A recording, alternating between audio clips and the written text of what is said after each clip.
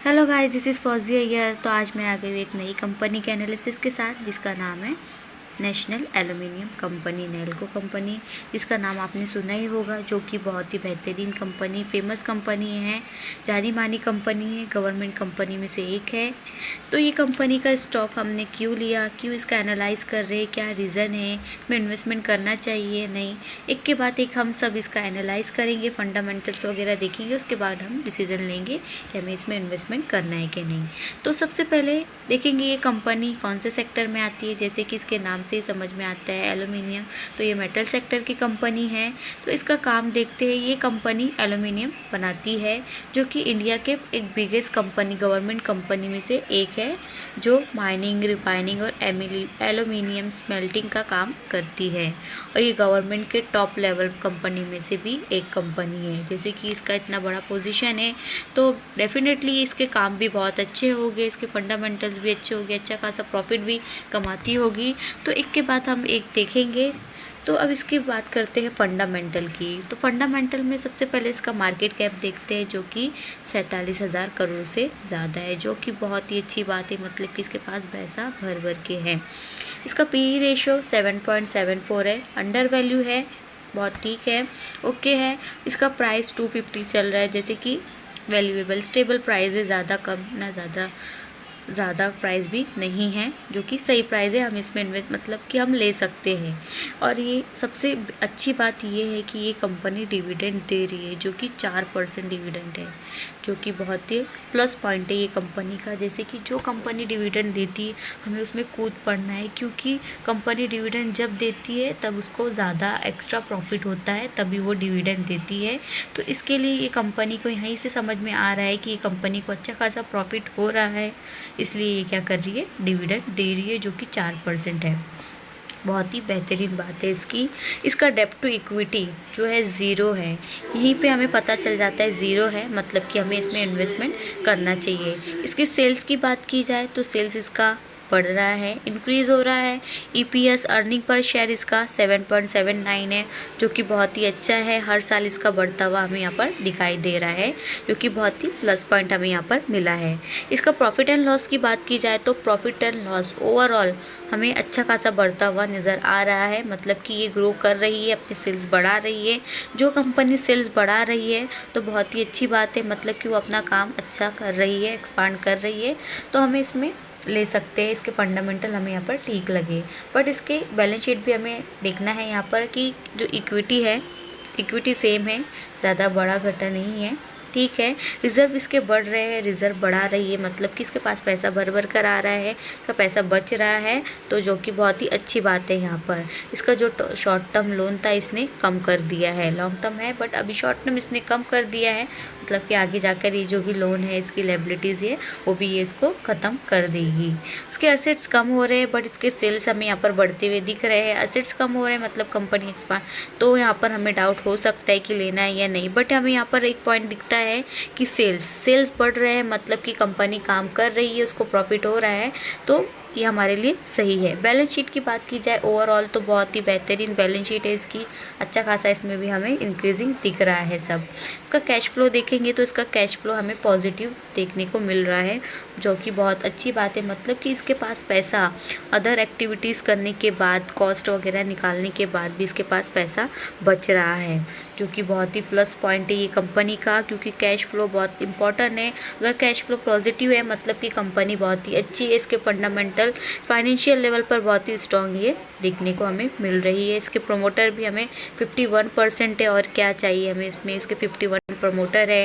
इसके FII DII बढ़ रहे हैं, क्योंकि एक बहुत अच्छी बात है यहाँ पर।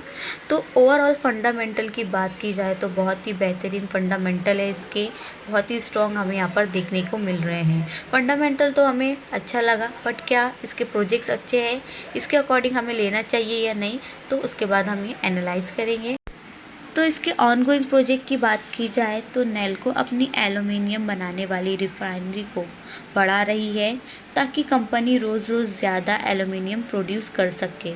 मतलब कि ये अपने प्रोडक्शन को बढ़ा रही है। यहाँ पर हमें इतना पता चलता है कंपनी एक नया बॉक्साइट माइन स्टार्ट कर रही है जिससे उन्हें एल्युमिनियम बनाने के लिए एक्स्ट्रा रॉ मटेरियल मिलेंगे, जो कि बहुत ही अच्छी बात है। नेल्को ने एक बड़ा कन्वेयरी सिस्टम बना रही है जिससे बॉक्साइट को सीधे माइन से रिफाइनरी तक फास्ट और सस्ते तरीके से ले जाया जा सकता है। मतलब कि ये जो अपना काम है, प्रोसेस वगैरह है, उसको सस्ता कर रही है, जो कि बहुत ही मस्त पॉइंट है इसका। मतलब कि ये अपने कॉस्ट को कम कर रही है, जो कि बहुत अच्छी बात है। और एल्युमिनियम के साथ साथ ही दूसरी जगह भी इन्वेस्टमेंट कर रही है, जैसे कि पावर प्रोजेक्ट पर भी ये काम कर रही है, ग्रीन एनर्जी पर भी, जो कि बहुत ही प्लस पॉइंट है। मतलब कि कंपनी ने इतना अच्छा प्रॉफिट कमा लिया है कि वो अपने प्रोडक्शन को, जो अपना मेन काम है, उसको छोड़कर वो दूसरी जगह भी इन्वेस्टमेंट कर रही है। तो यहीं पे हमें समझ में आ जाता है कि कंपनी कितनी स्ट्रॉन्ग है फाइनेंशियल लेवल पर। बट इसके फ्यूचर प्रोजेक्ट भी हम एक बार देख लेते हैं। तो नया एल्युमिनियम प्लांट और पावर प्लांट पर ये काम कर रही है, ठीक बात है। सिर्फ एल्युमिनियम नहीं बल्कि एल्युमिनियम फॉयल, वायर रॉड और रोल प्रोडक्ट जैसे हाई क्वालिटी आइटम बनाना स्टार्ट करेगी। मतलब कि ये जो एल्युमिनियम प्रोडक्ट बनाती है उसमें भी उसने हाई क्वालिटी प्रोडक्ट बनाना स्टार्ट कर दिया है, उसमें वेराइटीज़ लाना स्टार्ट कर दिया है। मतलब कि ये बहुत अच्छी बात है, डिमांडेड है, मार्केट में इसकी डिमांड रहेगी। ये अच्छा खासा हमें आगे प्रॉफिट दे सकती है इसका ये जो प्रोजेक्ट्स है। फ्यूचर में वाइंड और सोलार पावर प्रोजेक्ट्स पर भी ये काम करेगी। जैसे कि हमने देखा था एनर्जी सेक्टर में ये काम कर रही है, एनर्जी, ग्रीन एनर्जी पर। मतलब कि आगे भी फ्यूचर में उस पर काम करना पसंद कर रही है, आगे करने वाली है। और एक्स्ट्रा बॉक्साइट सोर्स रेडी रखेगी। मतलब कि अगर उसका बॉक्साइट जो भी रॉ मटेरियल वगैरह ख़त्म होता है तो बैकअप के लिए इसने पहले से सब रेडी रखा है ताकि इसको आगे जाकर दिक्कत ना हो। मतलब कि ये फ्यूचर का भी सोच रही है कि इसको कहाँ परेशानी आ सकती है, इसको कैसे सॉल्व करना है। तो बहुत ही अच्छा इसका हमें यहाँ पर प्रोजेक्ट्स देखने को मिल रहा है। तो ओवरऑल अगर हम बात की जाए तो ये कंपनी बहुत ही आगे, बहुत ही मस्त कंपनी है। इसमें इन्वेस्टमेंट हमें आँख बंद करके करना चाहिए। तो बट हम क्या करेंगे, लॉन्ग टर्म के लिए तो इसने हमें बहुत अच्छा प्रॉफिट देना है। तो मेरा पर्सनल सजेशन है आपको कि आप इसमें लॉन्ग टर्म इन्वेस्टमेंट कीजिए। शॉर्ट टर्म में आपको यहाँ पर प्रॉफिट हो सकता है, बट शॉर्ट टर्म के लिए थोड़ा प्रॉफिट से अच्छा हम लॉन्ग टर्म में कमा सकते हैं। बट शॉर्ट टर्म की एंट्री मैं बता देती हूँ, जब भी हमारा ये जो रेजिस्टेंस है 272 यहाँ पर इसको तोड़कर ग्रीन कैंडल बनाती है तो हमारी एंट्री रहेगी। और हमारा फर्स्ट टारगेट रहेगा 317 रहेगा। इसके बाद हम एग्जिट कर देंगे। हमारा स्टॉप लॉस यहाँ पर रहेगा 254 तक, यहाँ या फिर हम यहाँ तक अपना स्टॉप लॉस रख सकते हैं। ये हमारा सही रहेगा। 263 हमारा स्टॉप लॉस रहेगा, हमारा लॉस भी कम हो जाएगा। बट मेरा ये सजेशन है, पर्सनल सजेशन है कि ये आगे जाकर बहुत ही, जैसे कि इसके फंडामेंटल और एनालाइज के बाद हमें लग रहा है कि फाइनेंशियली बहुत स्ट्रॉन्ग कंपनी है, इस पर डेप्ट नहीं है, ये अपने जो काम है उसको कैसे एक्सपांड कर रही है। तो ओवरऑल अगर हम इसको देखते हैं, डिविडेंड भी इसमें देना शुरू कर दे रही है। तो ओवरऑल जब हम इसको देख रहे हैं तो ये हमें बहुत ही स्ट्रॉन्ग कंपनी दिख रही है। आगे जाके ये बहुत ज़्यादा हमें प्रॉफिट देगी। तो हमें चाहिए कि हम क्या करें, इसमें लॉन्ग टर्म इन्वेस्टमेंट करें और अच्छा खासा प्रॉफिट कमाएं। तो आई होप आपको ये पसंद आया होगा ये वीडियो।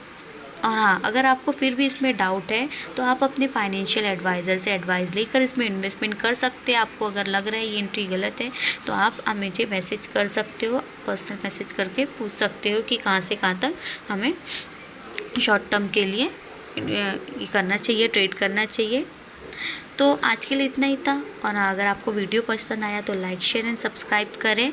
मिलते हैं नए एनालिसिस के साथ। बाय।